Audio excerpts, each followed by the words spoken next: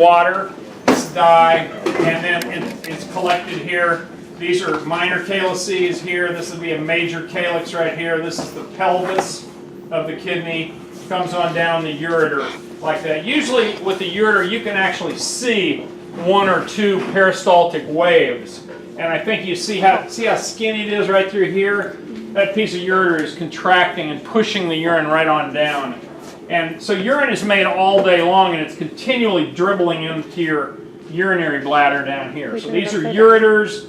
This is the urinary bladder, and then from the urinary bladder to the outside is called the urethra. That's all the organs there are. The ureters are just a pair of muscular tubes. They go from the kidneys to the bladder. They start at the renal pelvis. They go over your psoas major muscles and back. They are very much retroperitoneal. They're not up in the belly. They're retroperitoneal back there.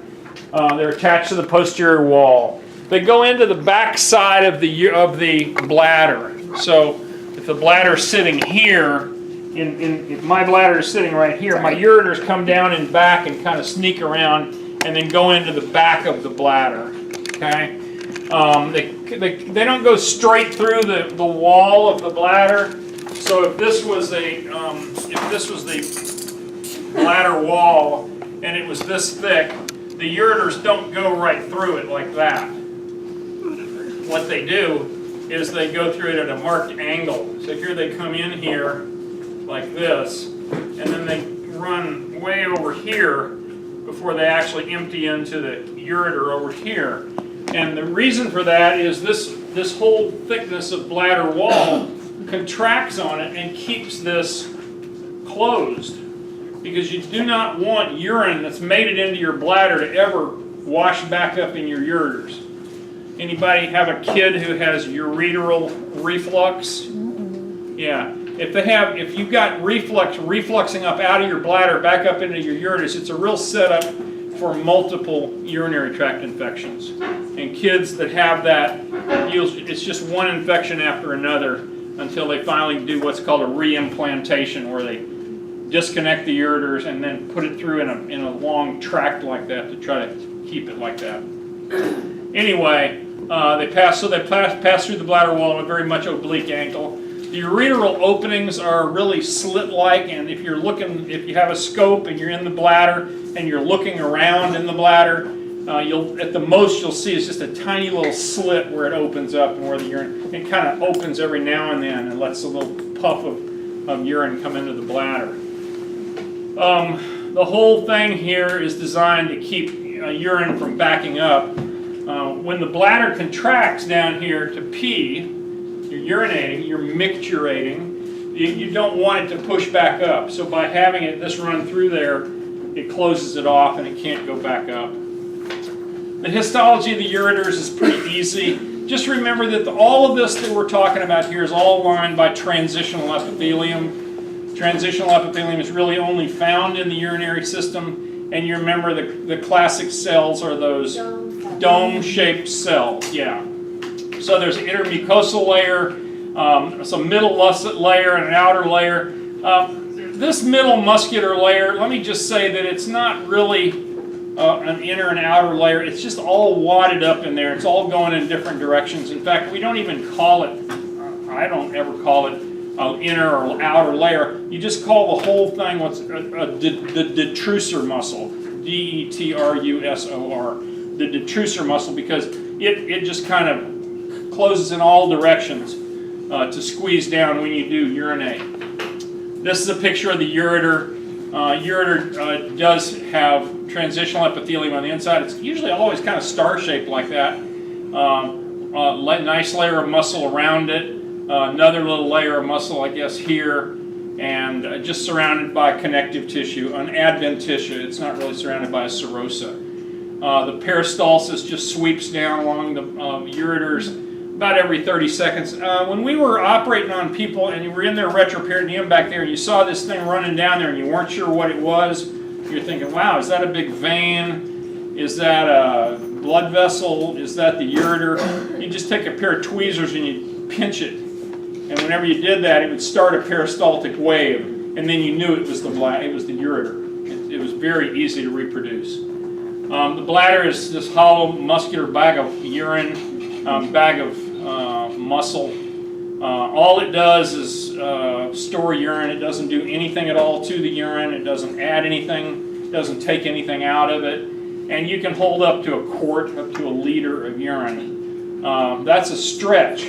I'll tell you that for those of you who have worked in nursing homes, you'll occasionally find patients that are really out of it. They're out to lunch someday and they don't know what's wrong with them. And you feel around on them and you find it's their bladder and it's up to like here. And you push on it and it hurts them a little bit. And the only thing to do is put a catheter into their bladder.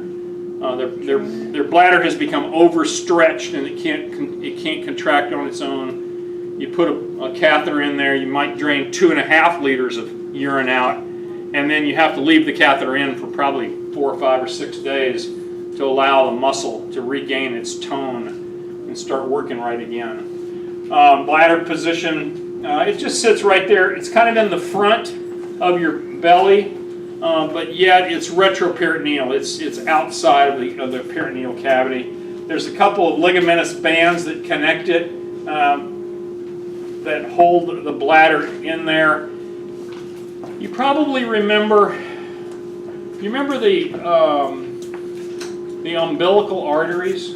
The umbilical arteries came off of the internal iliac arteries down here in the pelvis, and in the fetus they turned and went up the abdominal wall to the belly button right here, and then went to the placenta.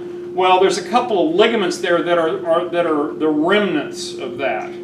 It's a little bit of scar tissue that used to be the umbilical arteries. And I just point those out. I can show them to you on one of the things over here. This is a male, for those of you who didn't know. And the bladder is here. Here's the ureters coming in from the back side. In the male, it's a little different because the urethra here serves not only to urinate through, but also to inject semen through. So the only things that are really different are the fact that there's this organ here called the prostate gland, which lives kind of around the urethra. And then this is called the prostatic urethra. That's the first part. The second part is called the membranous urethra, where it goes through the pelvic floor muscles there. And then there's the penile urethra that goes the other 1.5 inches out to the end, out there.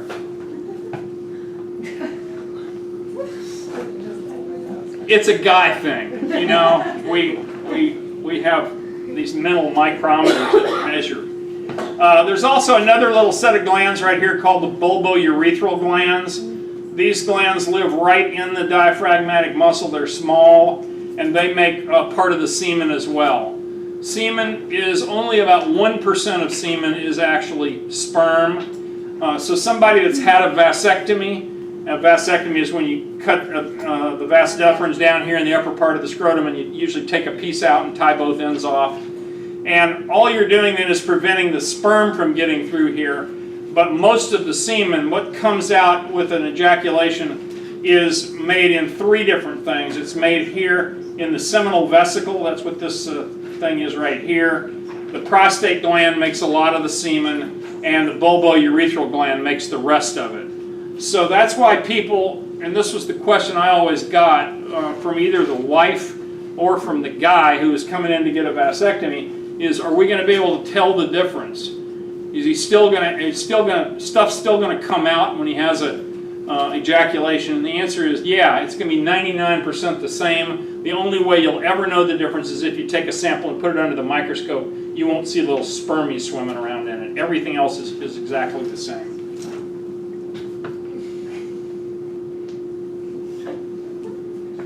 It even tastes the same. I knew you were waiting on that. I knew you were.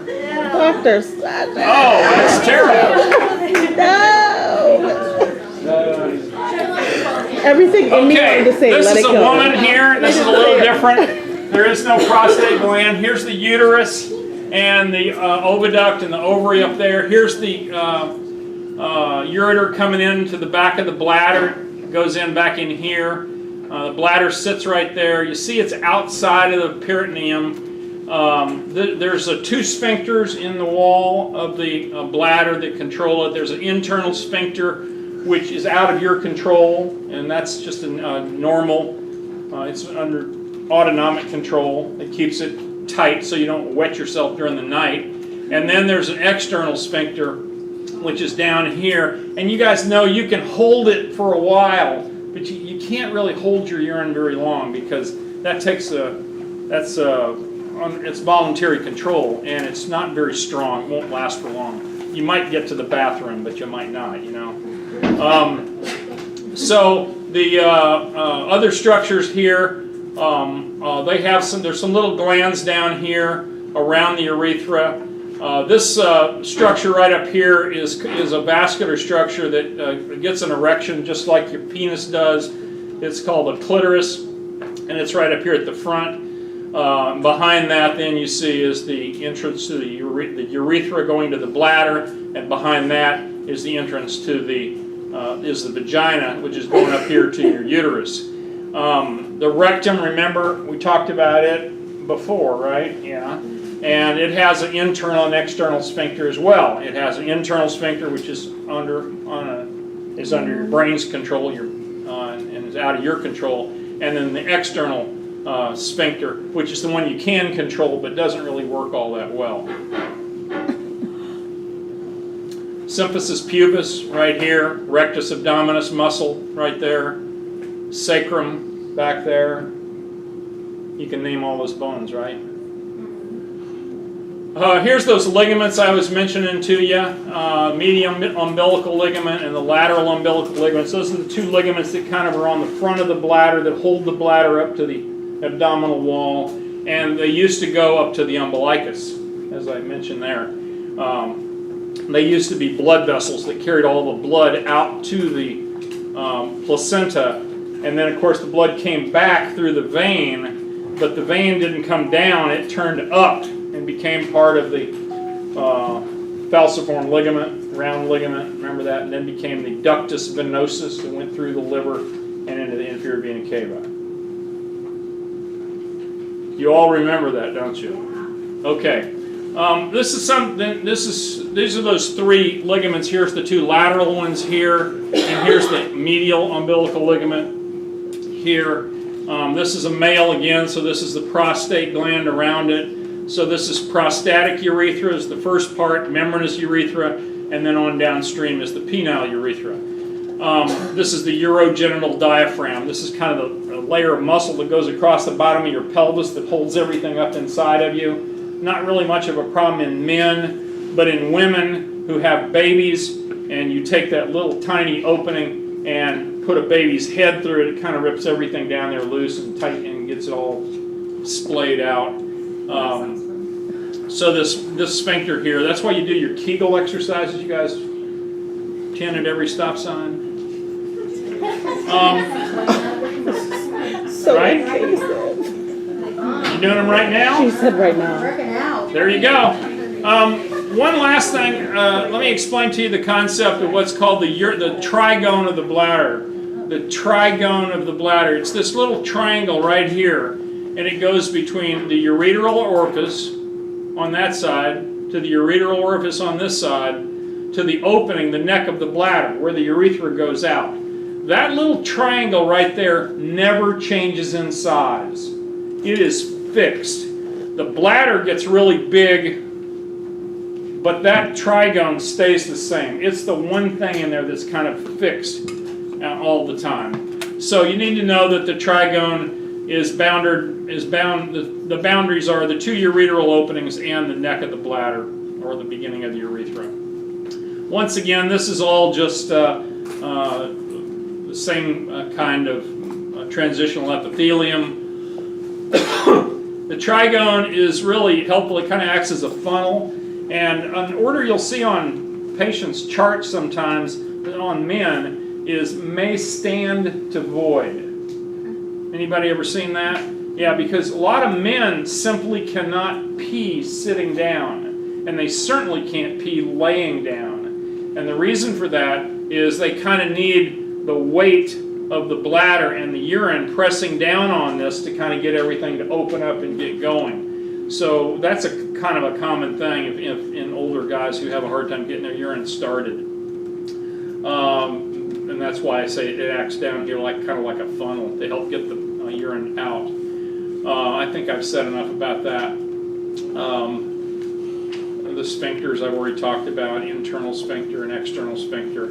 How does the bladder get its innervation? Because it's not really totally under your control. You can't make yourself pee, really. Especially if you don't have a bunch of urine in your bladder. If you just went and urinated a few minutes ago and you have 50 or 20 or 40 cc's of urine in your bladder, you can't pee. I'll just tell you. And the reason is because you need the bladder to be stretched enough to then send signals up to the spinal cord and then get the parasympathetic fibers to feed back down through the pelvic nerves to make it all contract. So that stretching of the bladder causes you to realize that, hey, I think I might need to pee, and you find an appropriate place to pee, whether that's a tree or a bathroom or a toilet. And then once you've gotten to that place, then you can relax the external sphincter, and the body will open the internal sphincter, and you'll urinate. But you can't do it by yourself. It requires a certain amount. I talked about the detrusor muscle being the name of all that muscle that forms the wall of the bladder. This is kind of the way it looks. You see the muscles just going in all directions. There's no real naming it. Just call it the detrusor muscle and call it good. So the urethra goes to the outside. The male urethra, as I said, is a little more complicated and a little longer. 3 parts: prostatic urethra, membranous urethra, where it goes through the urogenital diaphragm, and then the spongy urethra, or the penile urethra, which goes on out the length of the penis. Female urethra is really short. That's why women get more more bladder infections than men, is because there's just a little short tube there, and bacteria can get pushed up there and get into the bladder. The bladder is normally completely sterile, but it can get bacteria introduced up that way. I've talked about these already, the external sphincter and the internal sphincter, and I don't think I'm going to talk about it anymore. Here's a picture of the urethra. This is a female urethra. It's not much different than the ureters. It's got transitional epithelium, which is all heaped up on the inside.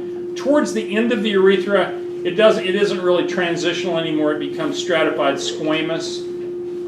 Remember that in every orifice of our body, our mouth, our nose, our rectum, our urethra here, the vagina, just before it goes to the outside and turns into skin, it's always stratified squamous epithelium. That's kind of the transitional type of tissue, getting ready to go outside. I think this is what I was just talking about in terms of the micturition reflex and how we urinate. Usually takes about 500 cc's to trigger it. And then here's these, the stretching of the bladder leads to these input that sends messages up to the spinal cord. The spinal cord then sends some messages on up to the brain, comes back from the brain, and you find a place to pee, and then you can relax the external muscles while your body will relax the internal muscles, and you'll be able to urinate. And there's your brain saying, oh man, this feels good to urinate. Babies don't have any control over any of this stuff. They just haven't practiced enough. Incontinence just means the inability to control your urine. It can cause by all kinds of things. And so I'll just leave it at that. You need to read the last part of the chapter where it talks about this reflex, but it's not hard at all. This is kind of a silly thing. They talk about the excretory system. The excretory system is really all of the organs of your body that help you get rid of wastes. Okay? Thus the excretory system. So we sweat and lose things out through our skin. We pee things out through our urinary system. We breathe out carbon dioxide and get rid of waste products there. And also we get rid of some things out through our digestive system as well. So that's really all that says. That is all. 20 minutes.